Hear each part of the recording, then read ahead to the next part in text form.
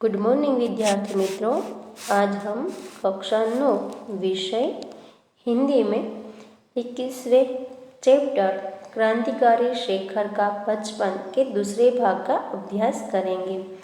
पहले भाग में हमने देखा था कि शेखर जो है वह विदेशी वस्तुओं का बहिष्कार का भूत उनके सर पर सवार होता है और वह घर में जो भी विदेशी वस्तु थी उन सबको जला देता है और गांधी जी का नारा जो है वह सुनता है और वह उन्हें दोहराता है कि गांधी जी का बोलबाला दुश्मन का मुंह काला। घर पर उन पर कुछ अंकुश था, इसलिए वह जो है वह घर से बाहर नहीं निकल सकता था। इसीलिए वह जो है उन्हें घर से स्वदेशी आंदोलन में घर से भाग लेने की छूट नहीं थी। तो इस तरह विद्यार्थी मित्रों आगे जब वह कहता है कि हमारी जो भाषा होती है, जो हम जन्म से जो भाषा सीखते हैं वही हमारी मातृभाषा कहलाती है, लेकिन शेखर जो है वह इस विदेशी भाषा से नफरत करता है। लेकिन फिर उसे लगता है कि वह जो है उन्होंने जिस पहली इनकी आया जो थी उनकी संभालने वाली जो स्त्री थी वह एक ईसाई थी और वह अंग्रेजी ही बोलती थी। उसका पहला गुरु जिसके साथ उसे दिन भर रहना था वह एक अमेरिकन मिशनरी का था जो पढ़ाता चाहे कुछ नहीं था, लेकिन दिन भर अंग्रेजी में शिक्षा देता था।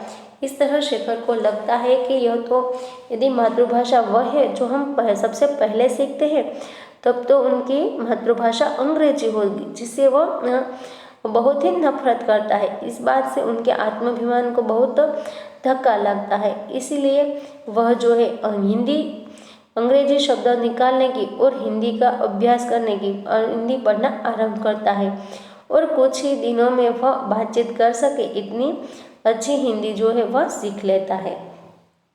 अब हम आगे का अभ्यास करेंगे और अपने हिंदी ज्ञान को प्रमाणित करने के लिए और गांधी के प्रति अपनी श्रद्धा जिसे व्यक्त करने का और कोई साधन उसे प्राप्त नहीं था, प्रकट करने के लिए उसने एक राष्ट्रीय नाटक लिखना आरंभ किया।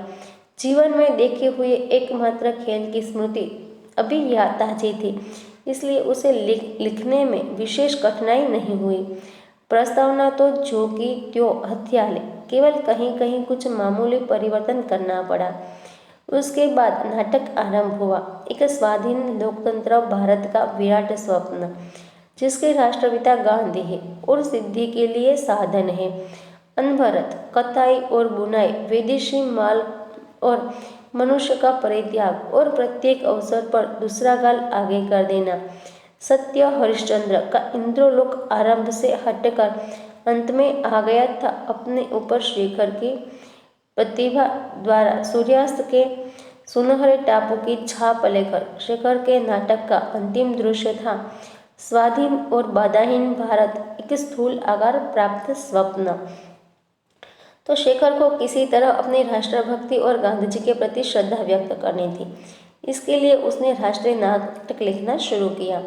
बचपन में उसने सत्यवादी हरिश्चंद्र नाटक देखा था, उसी ढांचे पर उसका यह नाटक था। इसमें स्वाधीन लोकतंत्र भारत दिखाया गया था, जिसमें राष्ट्रपति महात्मा गांधी थे। गांधी जी प्रेरित सारी बातें, कताई बुनाई, विदेशी भाषा का बहिष्कार आदि भी दिखाई गई थी। नाटक पूरा हो गया। शेखर ने सुंदर देशी स्याही से उसकी प्रतिलिपि तैयार की और उसे अपनी पुस्तकों के नीचे छिपा कर रख दिया। पहले साहित्यिक प्रयत्नों की गति उसे अभी याद थी, इसलिए उसने अपना यह नाटक, यह अमूल्य रत्न किसी को नहीं दिखाया, सरस्वती को भी नहीं। और हर समय जब जहाँ वह जाता उसके मन में एक ध्वनि गुंजा करती, मैं शेखर हूँ, एक अपूर्व नाटक का लेखक चंद्रशेखर, और मैंने अकेले ही बिना किसी की सहायता के अपने हाथों से उसका निर्माण किया है। स्वाधीन बाधाहीन भारत के उस चित्र का मैंने तो नाटक की प्रतिलिपि लिखकर शेखर ने उसे अपनी पुस्तकों के बीच छिपाकर रख दिया था। अब वह जो है उनके कानों में हमेशा एक ध्वनि जो है वह गूंजा करती थी कि उन्होंने एक अपूर्व नाटक लिखा है और अपूर्व नाटक का वो लेखक है चंद्रशेखर। जिसे उन्होंने बिना किसी की मदद से, बिना किसी की सहायता से अपने खुद के बलबूते पर अपने हाथों से उसका निर्माण किया है, यानी कि स्वाधीन बाधाहीन भारत, वह नाटक उन्होंने खुद लिखा है। शेखर के पिता एक दिन के दौरे पर जा रहे थे और शेखर साथ था। बांकीपुर स्टेशन पर सामान रखकर पिता और पुत्र वेटिंग रूम के बाहर टहल रहे थे। शेखर कुछ आगे, पिता पीछे पीछे। शेखर के पिता जो है वह शेखर के साथ एक दिन के दौरे पर कहीं जा रहे थे।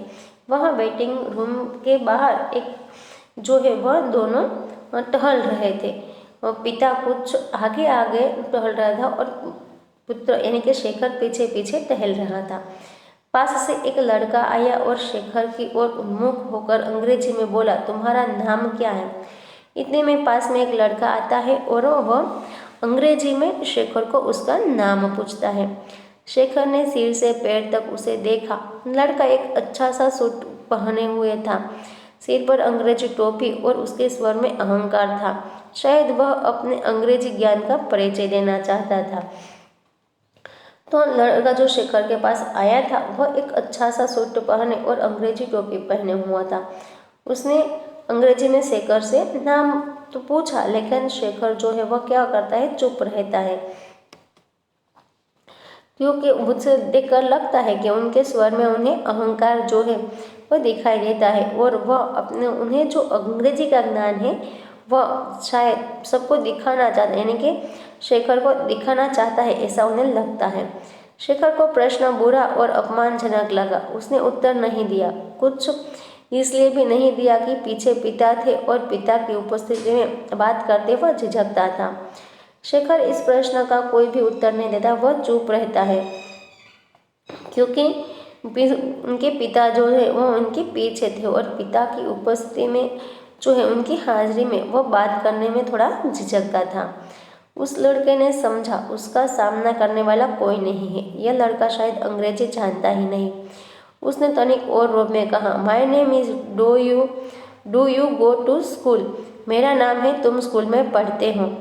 तो उस लड़के को लगता है कि उसका सामने करने वाला यहाँ कोई नहीं है, यानी कि शेखर को अंग्रेजी में बात करनी नहीं आती है। इसलिए उन्होंने थोड़ी और रूप से कहता है कि मेरा नाम है, तुम स्कूल में पढ़ते हो।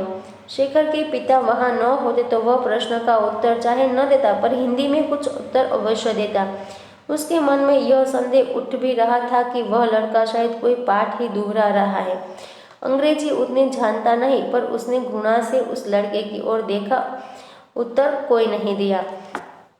शेखर के पिता यदि वहाँ उपस्थित न होते तो वह प्रश्न का उत्तर चाहे उन्हें न देता, लेकिन हिंदी में तो कुछ अवश्य ही उन्हें उत्तर दे देता। उसके मन में एक और भी संदेह हो रहा था कि लड़का शायद कोई पाठ जो है वह दोहरा रहा है, यानी कि उन्हें अंग्रेजी जो है उतनी अच्छी तरह से जानता नहीं है।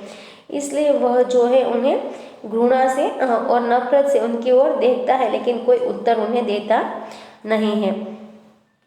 पिता के क्रुद्ध स्वर ने कहा, शायद उस लड़के को जताने के लिए कि मेरा लड़का अंग्रेजी जानता है, जवाब क्यों नहीं देते। शेखर और भी चिढ़ गया और फिर चुप हो गया। वह लड़का मुस्कुराकर आगे बढ़ गया। पिता ने कहा, इधर आओ। शेखर उनके पीछे पीछे वेटिंग रूम में गया तो पिता ने उसका कान पकड़कर पूछा, जवाब क्यों न दिया? मुंह टूट गया है? शेखर की चुप्पी उसके पिता को बुरी लगी। उन्होंने क्रुद्ध स्वर में अंग्रेजी में कहा, जवाब क्यों नहीं देते? वह लड़का मुस्कुराकर आगे बढ़ गया। वेटिंग रूम में आकर पिता ने शेखर से जवाब देने का कारण पूछा।